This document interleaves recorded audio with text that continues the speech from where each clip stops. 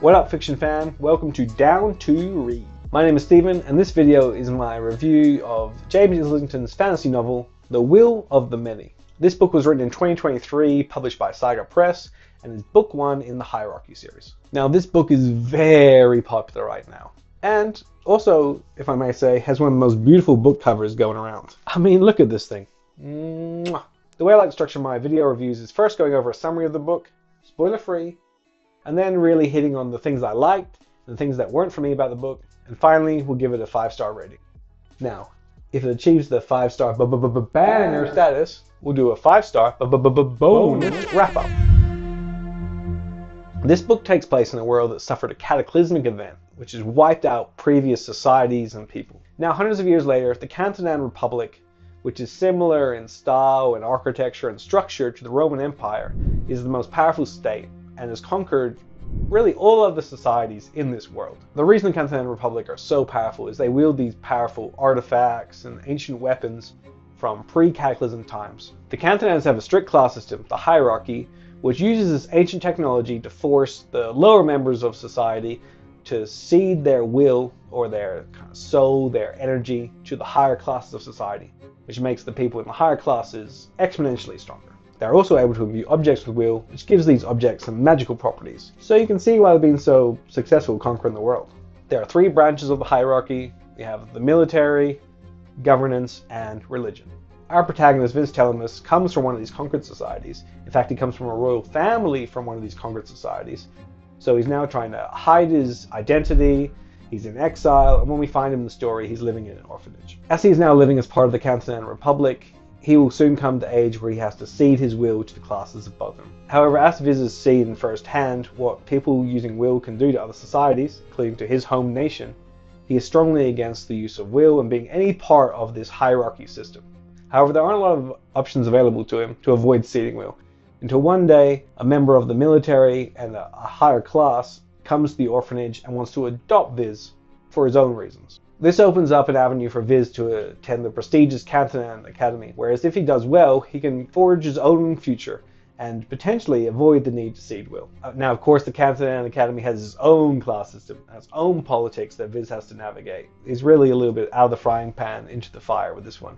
But if he wants to avoid ceding will, this is his best option. The themes of class and oppression come through really strongly in this one, but at least not for me, not in too distractingly and obvious, like you're getting hit over the head with the theme type of way.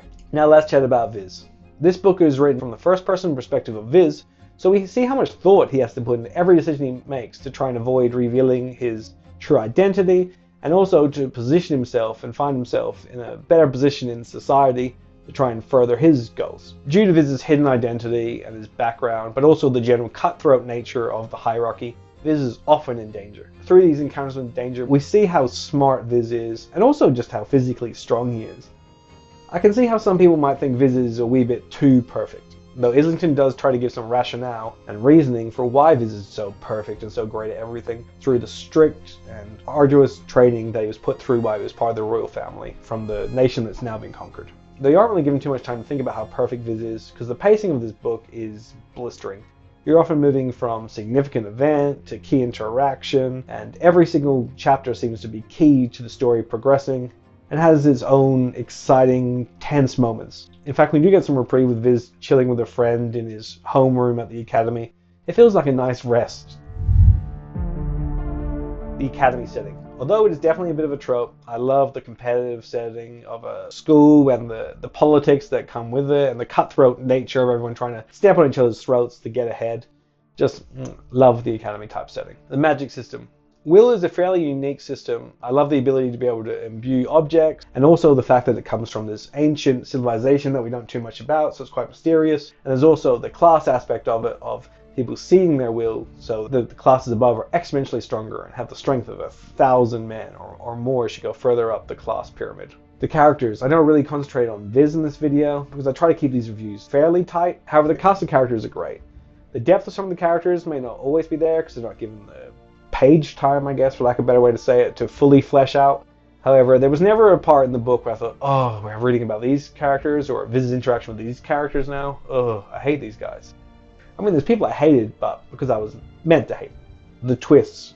This book has some great twists that I did not see coming till I got to the page. And you can probably tell from my previous videos already on this channel, I love a twist, and this one has some great ones.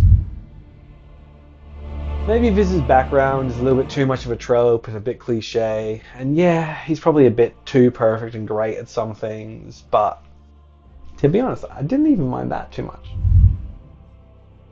I give The Will of the Many 5 stars. That's right, a 5-star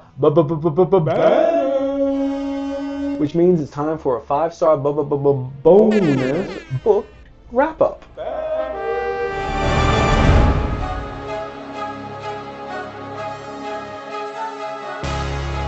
Okay, fiction fam, we going in on this one. Out here we got Viz telling us his backstory he ain't telling us, but if you step the cuz, you better be higher than Septimus. Viz be taking on the hierarchy, making all 3 branches snarky. Always seems to be a step ahead, avenging his family cause they dead. This book's more than the protagonist, it's harder than a Willambute fist. Catches you off guard with twist after twist. Set in the world of Cantanan, just like Roman fantasy, my man. And we not talking about Cleopatra, got magical centurions who gonna clap ya. Purple and Gui, the people's last chance against religion, military, and governance. There are these rebels, bad or good. Hope for a good ending, not sad, knock wood. James Stray got me in a tizzy. When book 2 comes out, can't talk, too busy. Obviously, of this book, I am a lover. But can we get straight to the few in this style cover?